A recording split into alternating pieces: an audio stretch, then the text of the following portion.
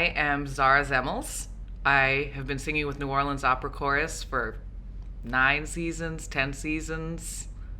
Hard to tell at this point. I am a burlesque and drag enthusiast, an operatic drag king. I just feel super lucky to be a performing artist in New Orleans right now. I can't wait to see what happens next for us as a community. And we've all learned so much from the last year of our lives that we're going to be creative in whole new ways. And I just can't wait.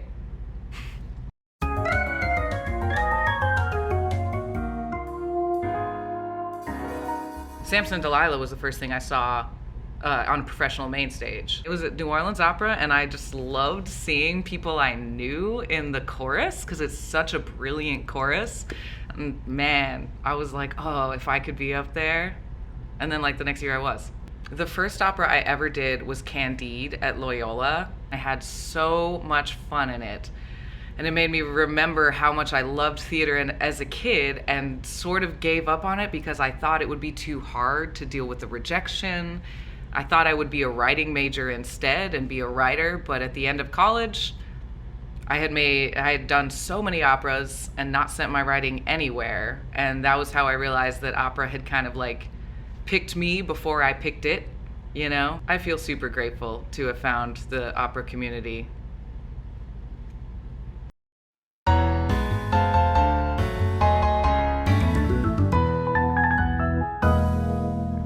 I mean, music and performing has always been a part of my life. Like when I was a kid, it was the school musicals.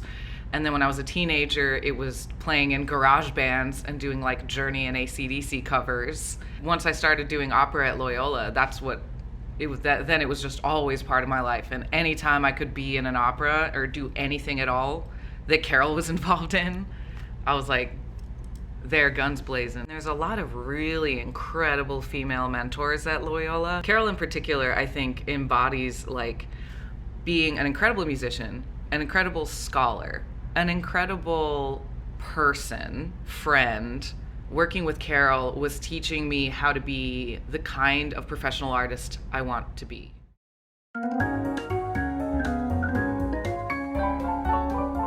Definitely, you already know this, definitely Rosenkavalier. Like, can any other opera really boast such a complex portrait of gender? The main character is a 17-year-old boy played by a woman. But what's so fascinating is that he changes gender so many times in the opera. In Act 1, he has to dress as a woman in order to not be caught in the Marschallins' dressing room. And then he gets harassed by Baron Ochs. And so he gets to experience so much of what women experience in terms of dealing with privileged men, but he also can make the choice to not be that kind of man. And I think that's the story of Rosenkavalier, is Octavian realizing that like he is not the kind of man who is going to treat women as property. He's going to treat women as equal to him because now he understands their experience.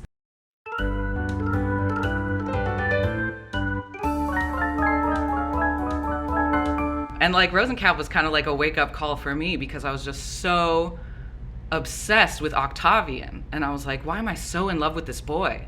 And eventually I was like, it's because he's a girl. You know what I mean? Seeing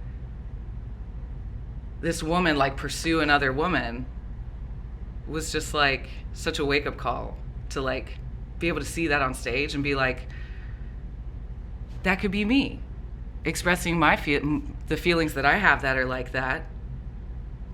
So, you know, and sharing them with everyone in a way that's like intimate and personal and true.